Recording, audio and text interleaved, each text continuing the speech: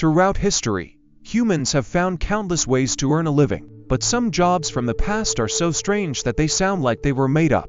Imagine spending your days doing something so bizarre that if you told people today, they'd think you were joking. From disgusting tasks to oddly specific roles, the past was full of professions that would make anyone grateful for modern work. One of the most unpleasant jobs in history was that of the gone farmer. This wasn't someone who worked with musical instruments instead. They were responsible for cleaning out human waste from cesspits and outhouses. Before modern plumbing, waste piled up quickly, and someone had to deal with it. Gone farmers would shovel out the filth, usually at night, and transport it away to be used as fertilizer. The smell was so terrible that these workers were often banned from being out in public during the day. It was a dirty, thankless job, but without it, cities would have been even more unsanitary, and they already were. Another strange profession was the whipping boy. In royal courts, young princes were educated by private tutors, but because of their high status, they couldn't be physically punished for misbehaving. Instead, another boy, the whipping boy, would be beaten in the prince's place. The idea was that the prince would feel so guilty watching his friend suffer that he'd start behaving. Surprisingly, some whipping boys became close companions to the royals they served, though it's hard to imagine how anyone could justify such a cruel system. Before alarm clocks became common, people relied on knocker-ups to wake them for work. These workers would roam the streets at dawn, using lawn sticks to tap on windows or even shooting peas at glass to rouse their clients. Some used soft hammers or rattles to make sure no one overslept. It was a simple but essential job, especially in factory towns where being late could cost workers their wages. The knocker-up had to be reliable after all. If they slept in, half the neighborhood might too. In many ancient cultures, professional mourners were hired to cry at funerals. These people, often women, would wail, tear their clothes, and even throw themselves on the ground to display grief whether they knew the deceased or not. The more dramatic the performance, the more respected the dead person appeared.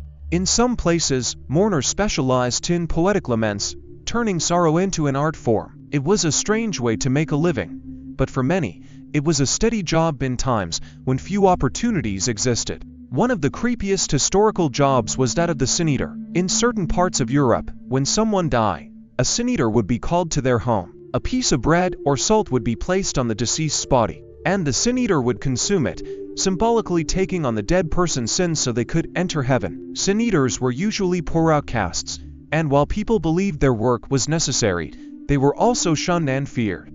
After performing the ritual, they were often chased away with insults or even stones. Rat catchers had one of the most dangerous and unpleasant jobs in history. Rats were a constant problem in cities, spreading disease and destroying food supplies.